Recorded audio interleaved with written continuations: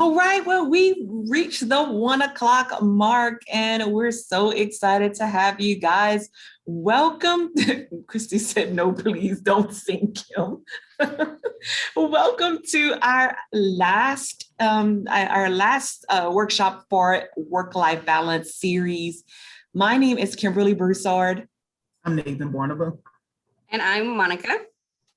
And we have Monica joining us today. She's taking Tara's place as the producer. So she's going to be monitoring chat. So please share your strategies and your ideas, because we've become a family now. So we want to hear what ideas that you guys have. And so how you can do that is with chat at the bottom of your screen. Just make sure that in the two-part that you select all panelists and attendees so that you're sharing your ideas with everyone. So here is what we're going to talk about today. Now, with series 1, we talked a little bit, okay, what is work-life balance? And we talked about, some strategies that you can do to overcome that work-life balance. Now we're going to talk about, okay, how do you create a balanced work life? And in creating that balanced work life, it's important that you establish or set some boundaries. Mm-hmm. So we have a fun-filled hour for you guys. So please continue to throw your ideas in chat.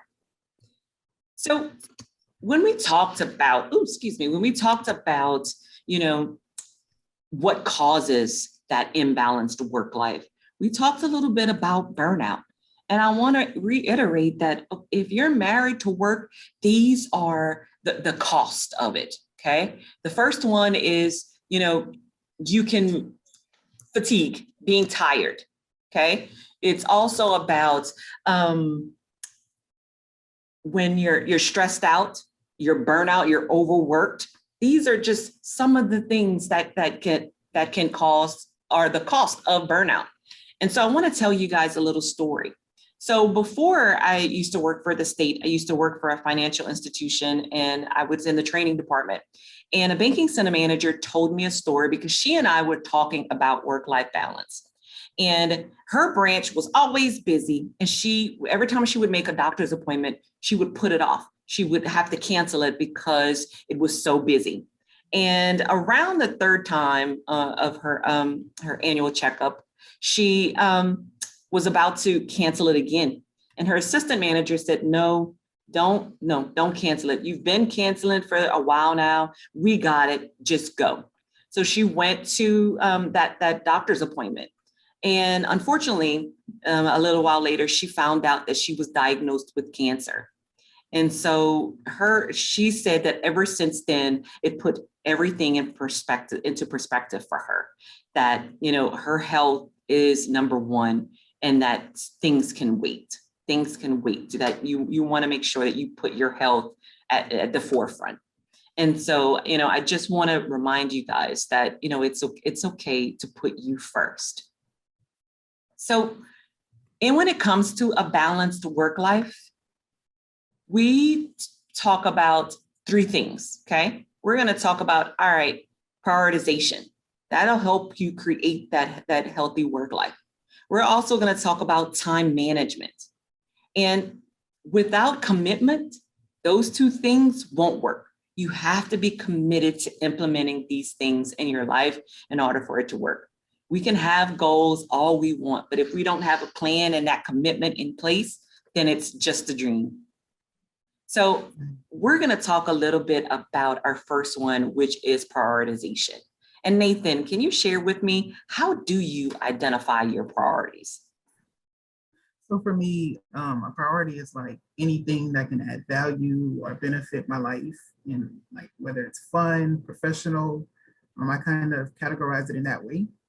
And I kind of add weight to it based on the benefit. What about you? And audience as well, chime in. How do you define priorities?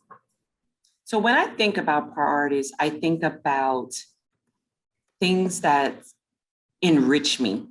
Not only, things that when I prioritize in my personal life, it's things that enrich me personally.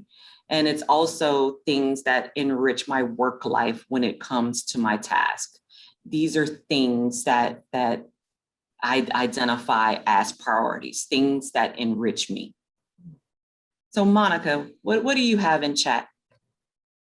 Well, Ronald shared the physical aspect of it, having physical pains in his hands for over 5 years and just putting off appointments and then finally going and having developed, some carpal tunnel and bone spurs and just the tension in his necks and arms and just how when you don't, take care of those things, how it can manifest later. It definitely can. And so it's important for you to be aware of those signs. And it's also about, practicing some of these techniques to have that work-life balance. So it's all about defining what your priorities are for yourself. And, it's all about, once you are, how do you identify what your priorities are? What are some things that you do or questions that you ask yourself to help identify your priorities? Nathan, can you give us some tips? So for me, I kind of like weigh it out, like the pros and cons. So I put things that have a big benefit on me, especially with work. I have two lists. So one is a professional priorities list, and the other one is like just a weekend priorities list. And what I do is list the task or whatever it is, like from most difficult to undifficult. And I noticed that I kind of do the difficult thing first. So at the end, I feel like I'm kind of enjoying my last task. So when I set that priority, it's like I get the stuff I don't like first, my first few hours of the day. And then in the afternoon, it's like smooth sailing because I'm doing something that's really, what's the word, low quality, if that makes sense. Mm-hmm. What about you? So I identified priorities by, okay, what is important? What tasks are important?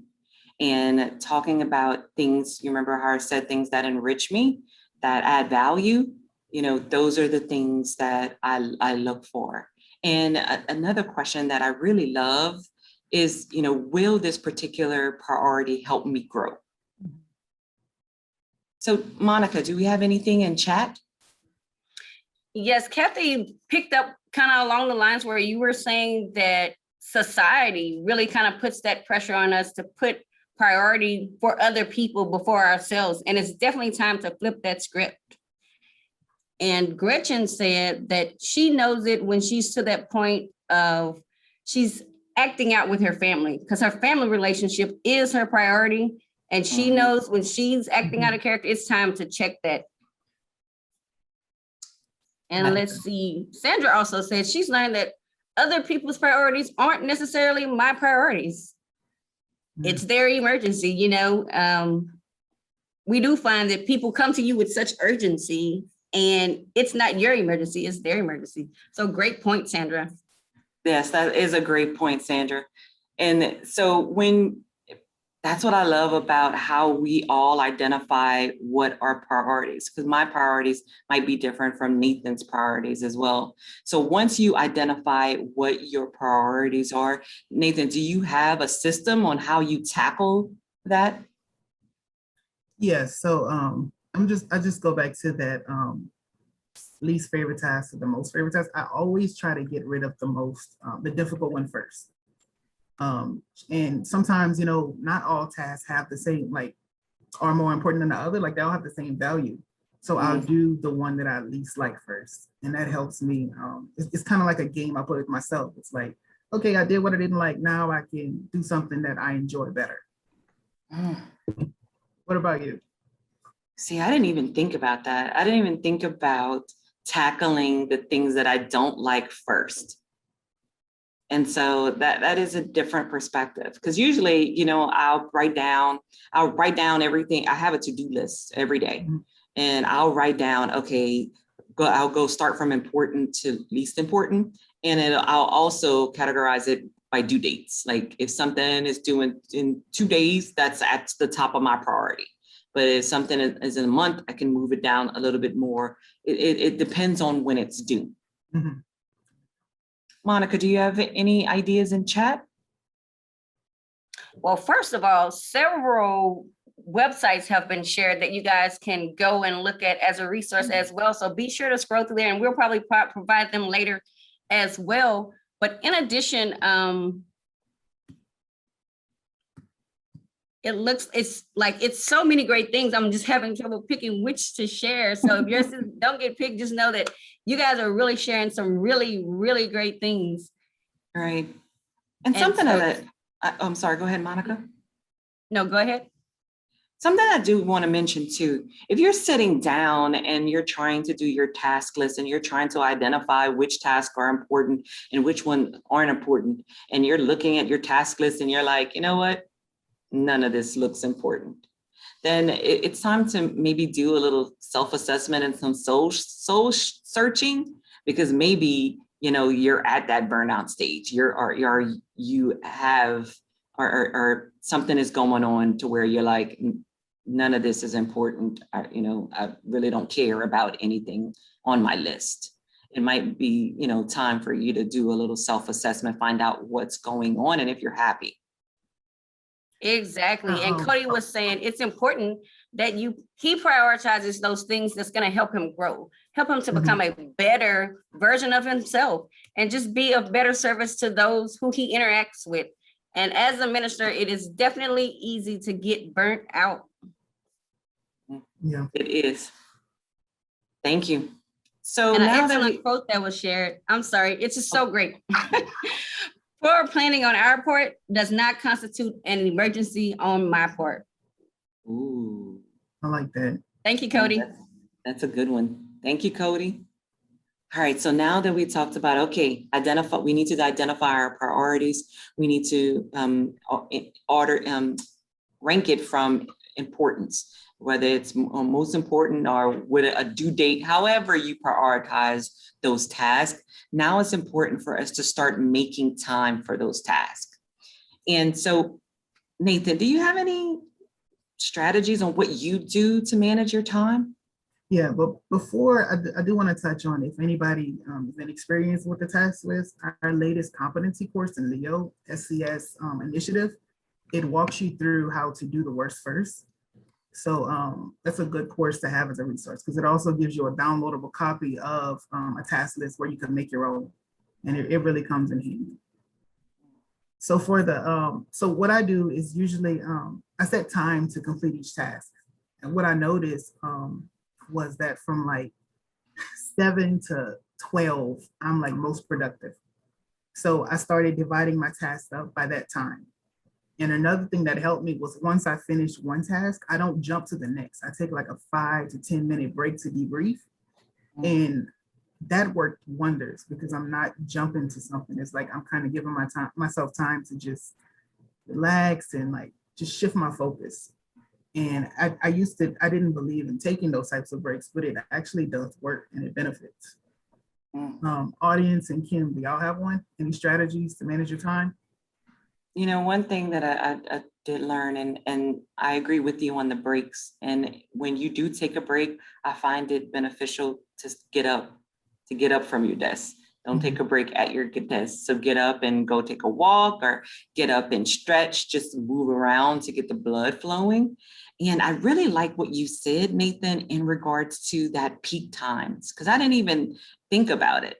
And so once you said that, I started wondering, okay, when is my peak time? And I find that my peak time is in the morning. I'm freshest in the morning, because I know at 1 o'clock, I am running on fumes, okay? So, and I think that strategy of finding your peak time, that's when that what you just said earlier in regards to tackling those tasks that you don't like first, I think that'll help with, you putting those tasks during your peak time to help tackle that. Monica, you have anything in chat? Gretchen added a very great point that she makes it a point to take tiny steps and focus on those things so that she's less overwhelmed by looking at the full list. Also, Ronald says that he puts a list together every day and just sets it based on the importance of those events that are going to occur. Let's see what else we have. Some really great stuff here. What I like is that task list, because when I take that, if I just leave that task list in my head, sometimes I can start to get overwhelmed because I start thinking of a whole bunch of stuff to do, versus when I write down the task on a piece of paper, it's not as overwhelming. And I do like Sandra's idea about tackling, putting it into small things, so that way you're not overwhelmed. Mhm.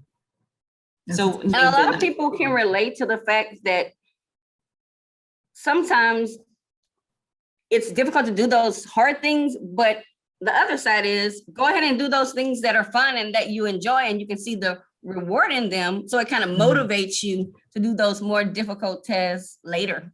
Yeah. Mhm. And something about the task list is once you start to scratch things off, check things off, you'll start to feel better because it's like an accomplishment, a celebration. Like, yes, I did it.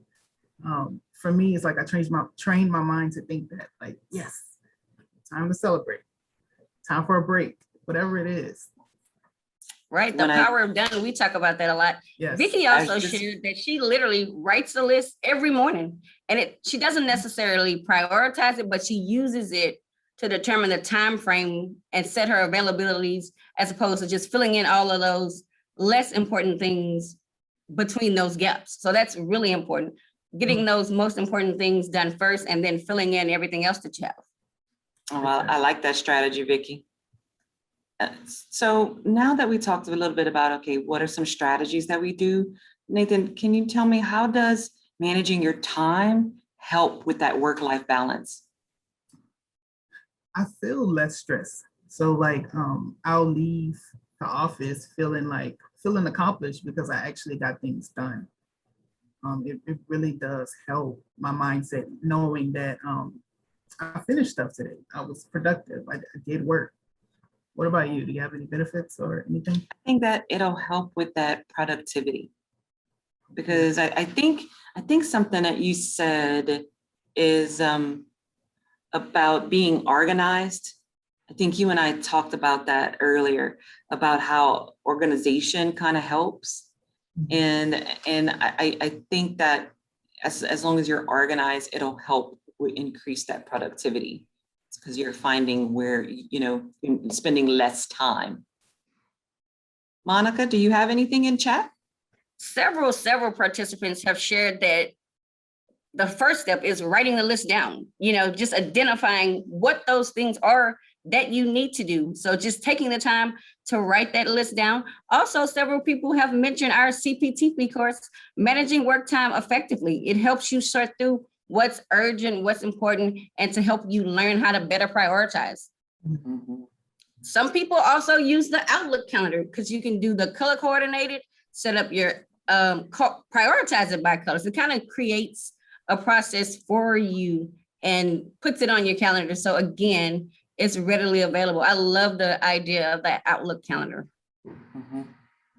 And thank you, Monica, because you guys already set my segue into my next slide, which is talking about what tools do you use to help with that time management. Nathan, do you have any special tools?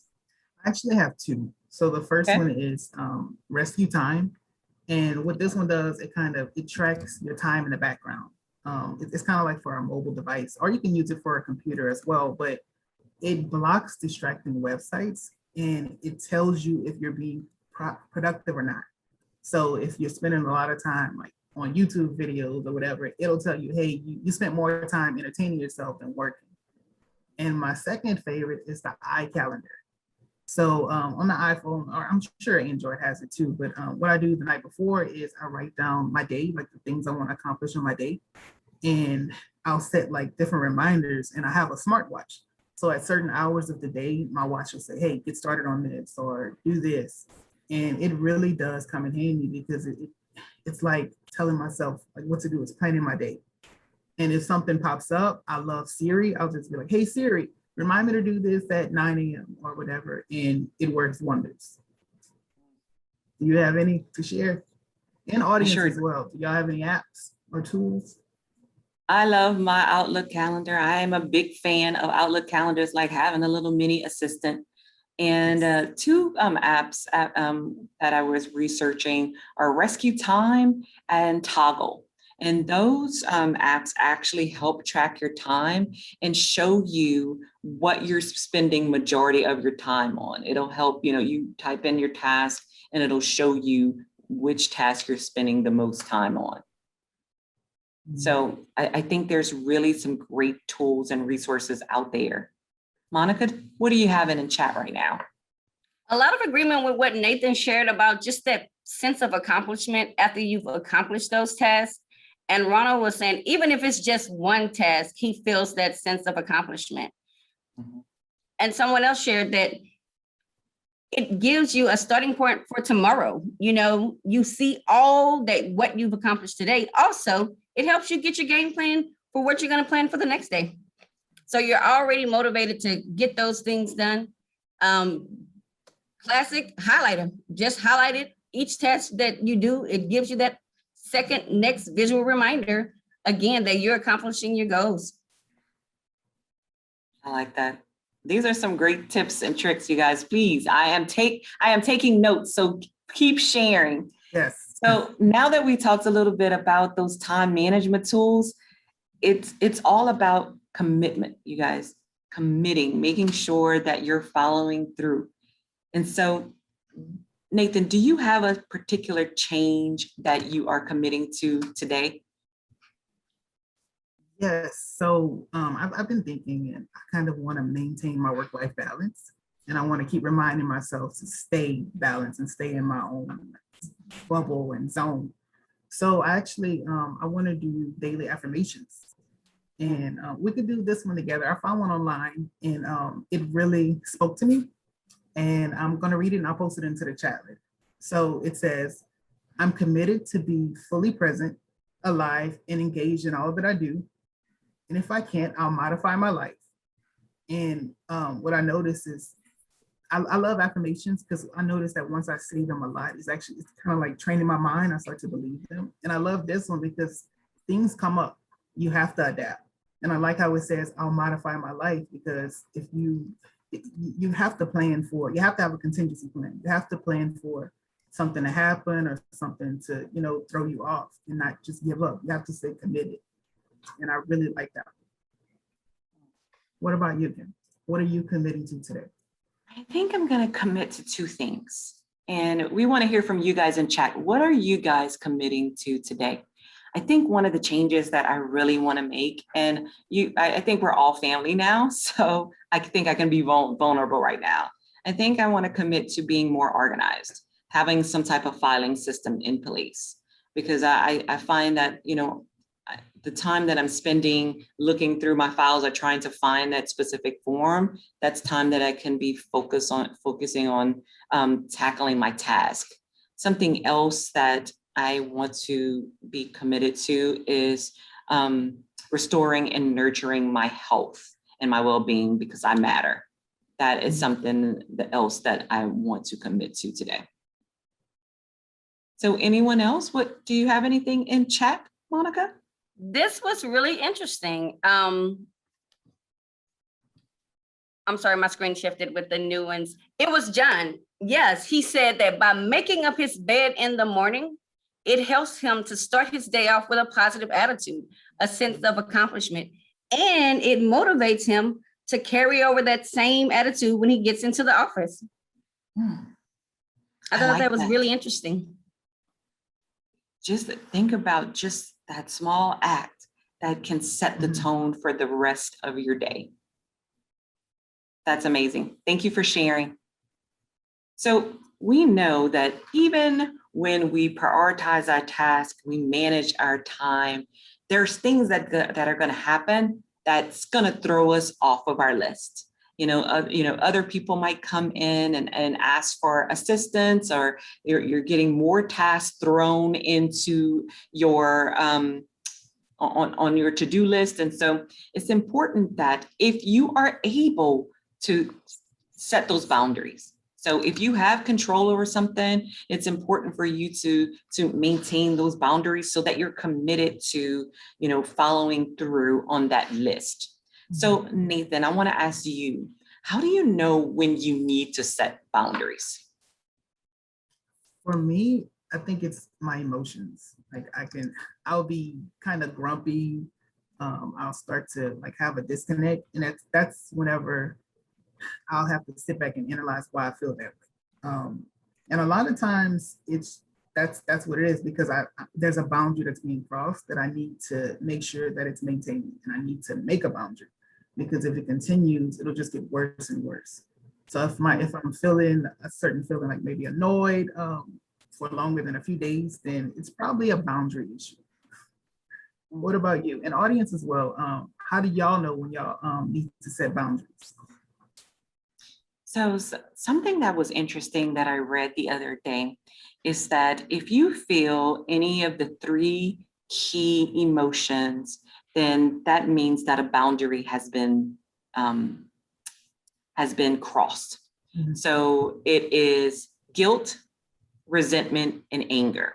So if you feel guilt or resentment or anger, that means that a boundary has been crossed. So it's important to realize that or identify when you're feeling that way. Mhm. And so when I think about, boundaries, when I'm feeling those emotions that's when I know that I need to set that boundary. Monica, are you getting anything in Right. chat? Michael said the exact same thing, basically. When you feel like you have no choice, or it either makes someone else unhappy, when you're just doing something that you don't want to do. Yeah, it's that guilt, that resentment, or that shame. Also, it was shared that when you start to be short with people, and that's really not your personality, you need to set boundaries and back away and restart. Another person shared that when your employees just start coming into your office without appointments, you know that you need to set boundaries. And I really, really love this one.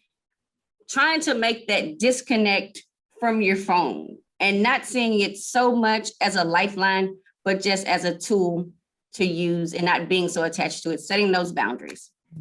I know we've all gotten that email, as stated earlier, and you want to respond to it, but it's a work email and it's at 7:00. But if it's not accessible, then you won't do it. So again, just setting those boundaries.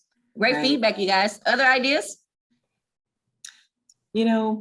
Thinking about, setting those boundaries, and a lot of people put in chat in regards to, okay, when someone comes and asks you to do a task.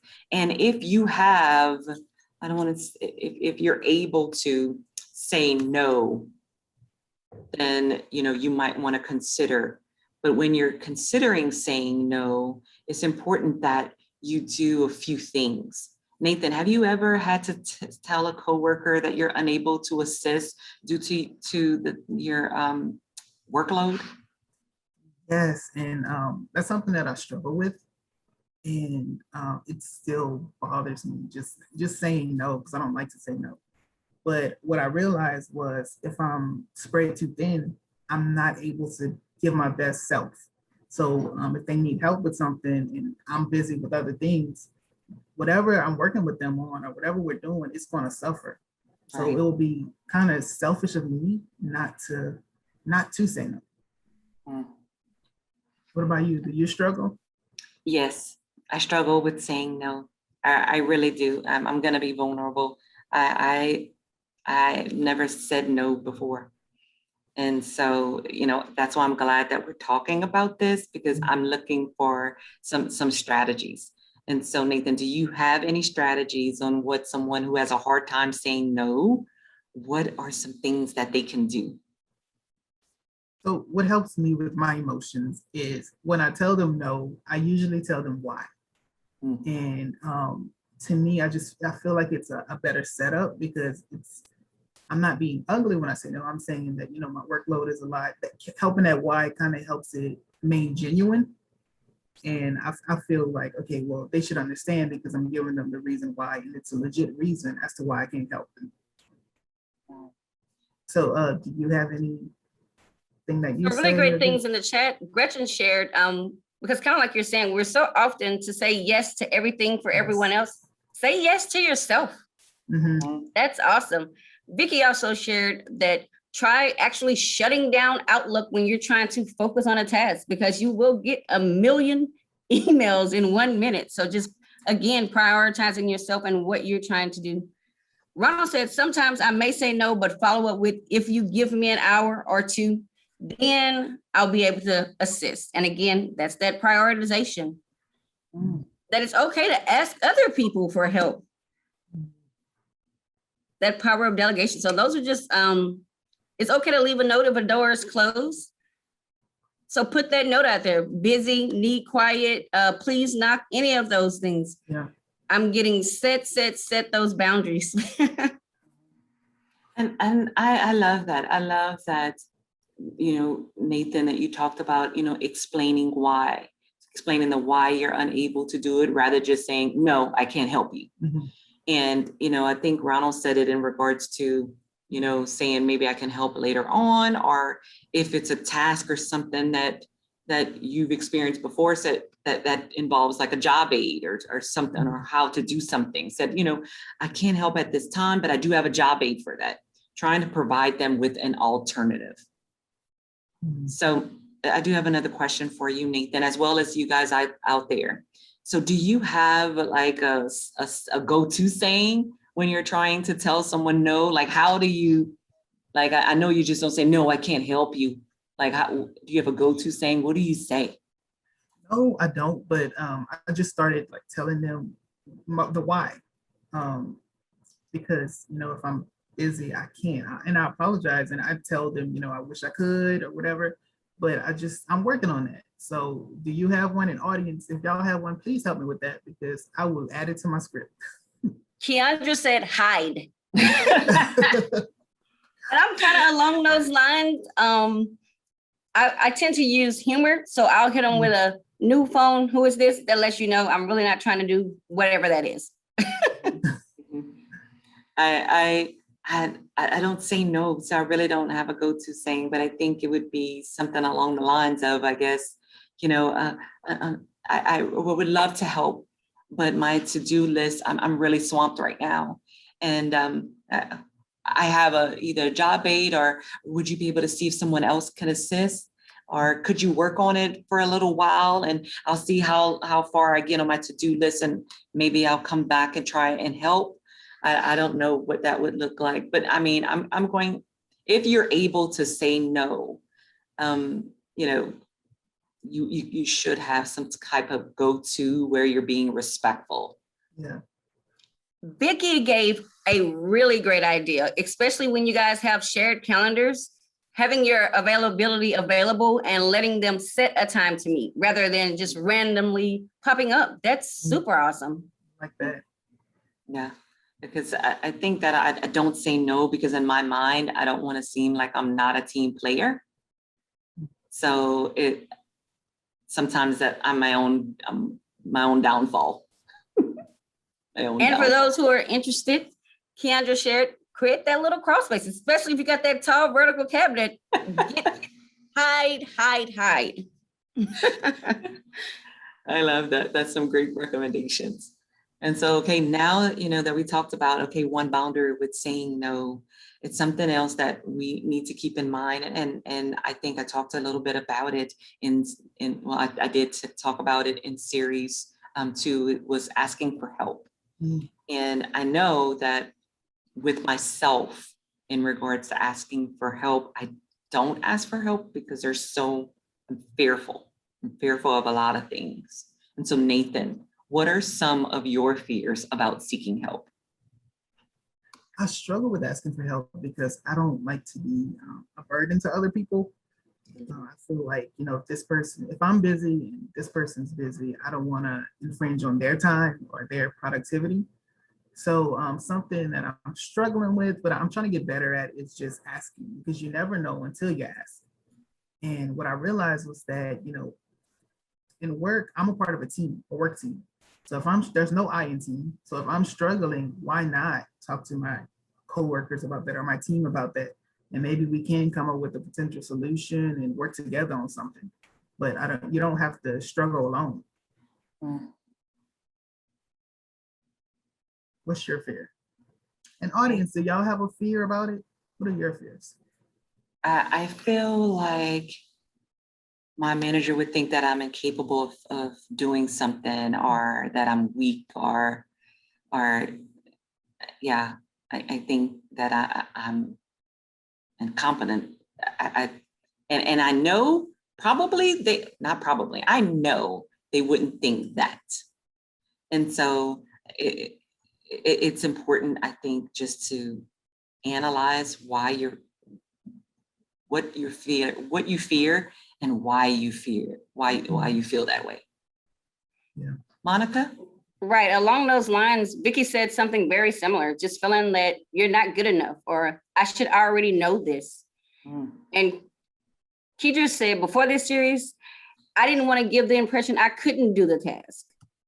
Also, seeking help can help make you feel like you're not holding up your end of the team. It's about having pride in what you do and feeling that you didn't accomplish it. It's kind of ironic, Keandra said, to have no problem with being there for someone else, but you fear asking for help. Mm.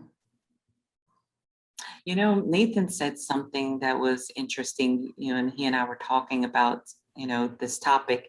When you said, Nathan, about, you know, if you're overwhelmed and your task list is overwhelmed and you overextend yourself and try to help that person, you're not giving them 100%. Mhm. And So, you're yeah. doing a disservice not only to yourself, but to the person that you're helping. And Yeah. so it's important for you to, you know, have that conversation with them.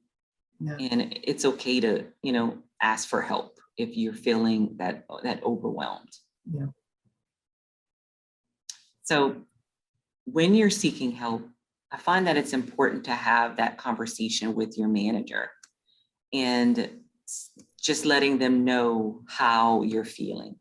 So Nathan, have you ever had that talk with your manager about your task list and feeling overwhelmed? Yeah, so my story is a little different because my supervisor approached me. So, and I love her for it because she'll send emails, just a random Zoom link, like, let's talk. And when I get those, I'm like, oh, what did I do? What's going on? But the time when it happened was I wasn't expecting to approach her. And I'm glad that she approached me, and just we had a meeting and she just asked how was I feeling with my workload. What she noticed was that whenever I'm working on something, she'll send me back to make edits on it, and it'll come back worse and worse each time. So she made the conclusion like, okay, he's getting overwhelmed. Let me intervene and talk to him because he needs help. And I noticed after that conversation, it was just so freeing because it was no judgment there. It was just like, okay, Nathan, I understand. Let's see what we can do. And she wound up helping me. I have a coworker who does exactly what I was struggling with. So we just, she delegated the task and we worked as a team. And that's why that's why I say it, there's no I in team. So, you know, strengths and weaknesses, use those, work together because you are a team. Your product can suffer if you don't speak up. And Cody totally agrees. That's the hardest part, just knowing how to ask. Mhm. How to ask for that help. Yep. I've had that conversation with my supervisor. And what I found was, you know, just going into her office. And the reason that I went was because I could feel the tension. I knew what the signs were, and I just couldn't go on. And so I sat in her office, and something that she taught me was to write down. She and I sat down and I wrote down everything that was on my task list, everything that I was doing. And so some things that you could do is before you have that conversation with your manager, before you go in, do that. Write down all the tasks that you have right now, and brainstorm, you know, some things that you might need, you know, some actual things that you might need. And then when you're having that conversation, just start off and say, look, you know, I'm feeling burnout, and I think that, and this is how I'm feeling. These are and start describing some of those signs. What are the signs that you are experiencing? And then ask for guidance. And, you know, hopefully you'll get a manager like Nathan who, you know, offers, that delegating, hey, I'll give this task and this task to so-and-so to help alleviate some of the tasks that you have on your plate. But let's be realistic. Sometimes you're gonna get a supervisor that doesn't care. When you have that conversation, there's nothing they can do. They're like, look, I understand that you're burnout. There's nothing I can do at this time. Nathan, for those that have that supervisor that says, look, there's nothing I can do, what are some tips that they can do for themselves to kind of help with alleviate and eliminate some of that? I'm glad you did say that, because not every manager is going to be understanding. And it's work-life balance. So what can you do like in your personal life, whether it's getting help at home, maybe. One thing that I did was I got a yard. We have a yard guy. I used to feel so guilty because I needed to do my own yard, but it really helped help me save time, and it relieves some stress. And it's just whatever you can do to help with your responsibilities, whether talking to your spouse to help you or something, just maintaining that balance so you don't lose leverage on the life side. You don't want work to, think of it as a scale. You don't want work to weigh more. You're trying to find that balance. You have any tips about what to do if your boss isn't supportive? And I want you guys in chat, drop some tips. What are some tips that you can do if your boss isn't supportive? What are some things that you could do to help eliminate that burnout? And so some things that I find that you can do is to develop some kind of healthy coping strategies. All of the strategies that we talked about in series 2, go ahead and try to implement those. I want you to implement something, try them all if you have to, just find something that works for you. And, you have to have that difficult conversation with yourself. And I know I'm not the only one that has conversations with myself. And yes, I do answer me, but have that conversation, is this the right job for me? I was watching a video from a life coach the other day, and she said, you have to ask yourself 3 questions, and you should ask yourself these 3 questions every 6 months. But if you don't, at least once a year to assess if you should leave your current employer. And the first one is, do I love what I do? The second one is, do I love my boss? And the third one is, am I still growing? And so if you answer no to any of those, then it's time to do a little self-assessment. Mhm. So that's something that I really loved. And I'm like, oh, I wrote those questions down.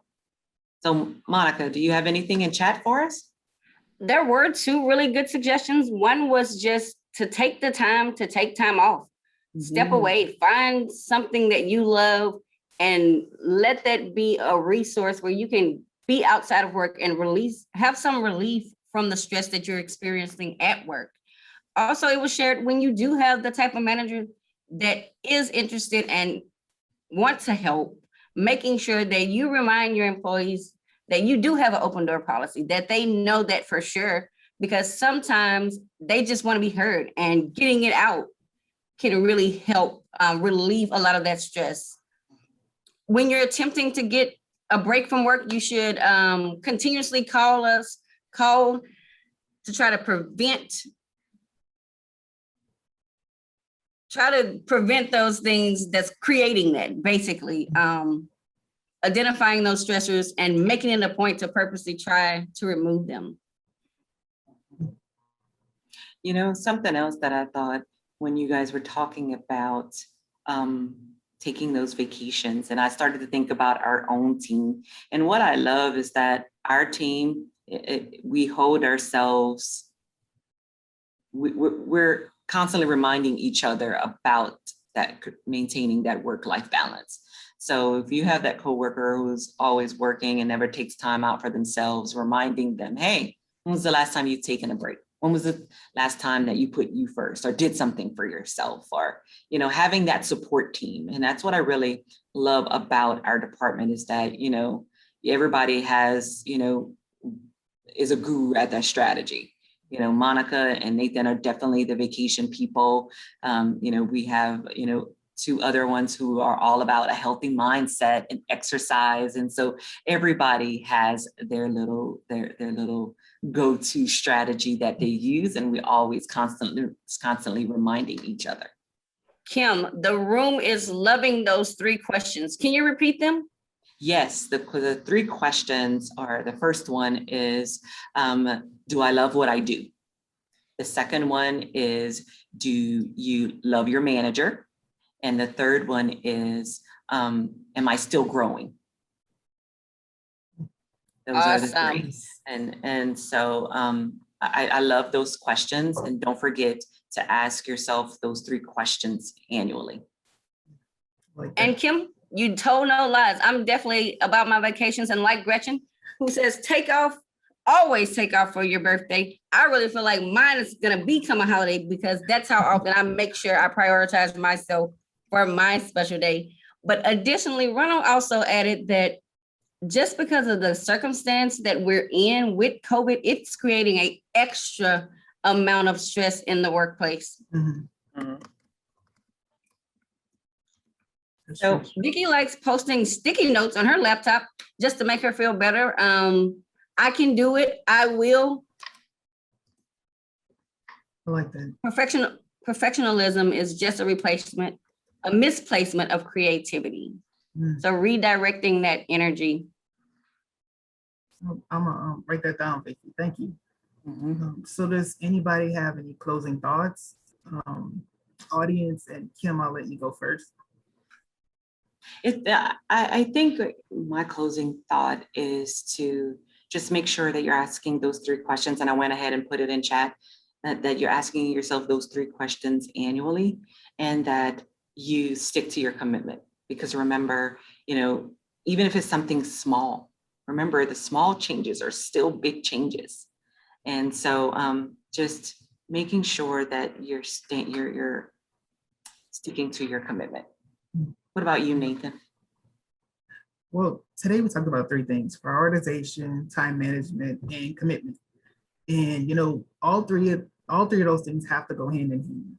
Without, you can do the first 2, prioritization, you can have time management, but if you don't commit, you're not going to have that balance.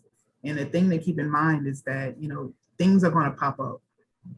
Something's going to just come out of and just knock you off of whatever you have planned, whatever you have scheduled. But you have to stay committed, because if you don't, it's a process. You just have to adjust and revisit it, because you don't want to give up what you've been working on just because one thing came in and messed up your whole process. And you just have to stay the course. So stay committed to whatever your plans are, and work-life balance, it'll come to you. It'll be achievable. So if you have any closing remarks, put those in chat. Something else, Nathan, that I want to say is that it's important for you to remember it's okay to put yourself first and to give yourself grace. We're all working through this. I'm not a work-life balance guru. I mean, I talked to you guys and was vulnerable and told you what my areas of enrichment are, but it's just about making those small steps. Monica, you have anything? Mary made a excellent recommendation. She said she's already set a 6-month reminder in her calendar with those 3 questions. I I love love the that, Mary. idea of doing Yes. it periodically, because things can change. Mhm. It should not be a one and done. And as far as my closing thoughts, I think that we here at Civil Service, and recognizing and putting together this success series on work-life balance, I think it's benefited all of us as state employees immensely, because too often we feel like we're the only one in our situations or going through something, but just hearing that you're not, that in of itself is such a great help. And now you actually have other ideas that you guys provided to them and that the other panelists have shared. Like, we're on the path to health and happiness. Yes. Thank you guys. Y'all are awesome. Yes. So I really appreciate you guys spending this webinar for me. And a handout is coming. But also, I just want to let you know, this is our new topic for our next success series. Please join us on September 16th. We're going to talk about managing procrastination. So I'm not sure, but I know that I've struggled with procrastination at some point in our lives, and I'm sure we all have. So we're going to talk about, there's different types of procrastination. So we're going to talk about those types, and we're going to share some strategies on what you can do to overcome each of those. All right. So please join us in September. That's when our next success series is. And there's going to be a handout, and you'll be able to access not only the handout for today's webinar, but any webinar that we've had in the past. You're going to go to our on our internet in our talent development section, and you can find our handout there. Also, we're on YouTube. We're everywhere. You just in the search field, type in Louisiana State Civil Service. You can have access to not only today's workshop, but all of our previous workshops. So if you missed series 1 and 2, catch up on there. We're also in Leo. All you have to do is in the search field, type in webinar, and you'll be able to access our success series webinars, today's as well as past. So thank you for joining us. And remember to keep on learning. Thank you guys for allowing me to come and play with you. I thoroughly enjoyed it. We'll see you next time. Bye, you guys. Bye.